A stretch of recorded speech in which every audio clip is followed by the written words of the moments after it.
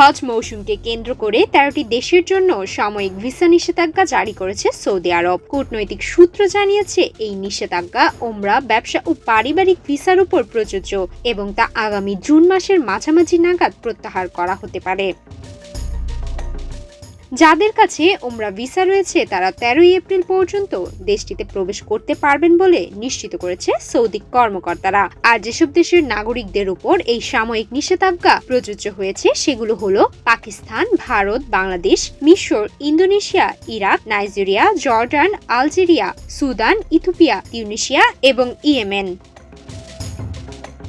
Saudi কর্তৃপক্ষের ভাষ্য মতে, এই সাময়িক নিষেধাজ্ঞার পেছনে প্রধান কারণ হলো অবৈধভাবে হজ পালনের প্রবণতা। অতীতে বহু ব্যক্তি একাধিকবার প্রবেশযোগ্য ভিসা ব্যবহার করে হজ মৌসুমে সৌদি আরবে প্রবেশ করতেন এবং অবৈধভাবে থেকে গিয়ে হজে অংশগ্রহণ করতেন। এতে অতিরিক্ত ভিড় ও নিরাপত্তা ঝুঁকির সৃষ্টি হতো।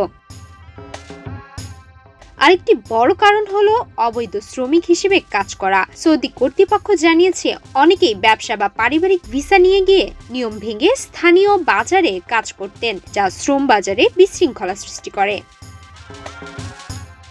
এদিকে সৌদি পররাষ্ট্র মন্ত্রণালয় এক বিবৃতিতে জানিয়েছে, এই সাময়িক নিষেধাজ্ঞা হজ মৌসুমে ভ্রমণ নিয়ন্ত্রণ সুসংহত করতে এবং নিরাপত্তা নিশ্চিত করতেই গ্রহণ করা হয়েছে। কর্তৃপক্ষ ভিসা প্রত্যাশী ও ভ্রমণকারীদের নতুন নিয়ম মেনে চলার আহ্বান জানিয়েছেন এবং সতর্ক করেছেন যে নিষেধাজ্ঞা উপেক্ষা করে কেউ অবৈধভাবে অবস্থান করলে ভবিষ্যতে তাদের ওপর 5 বছরের জন্য প্রবেশ নিষেধাজ্ঞা জারি হতে পারে।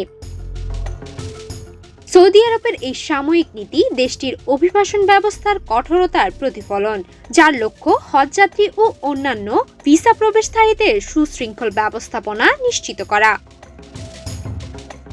সুমায়া মিতু, বাংলাদেশ প্রতিদিন।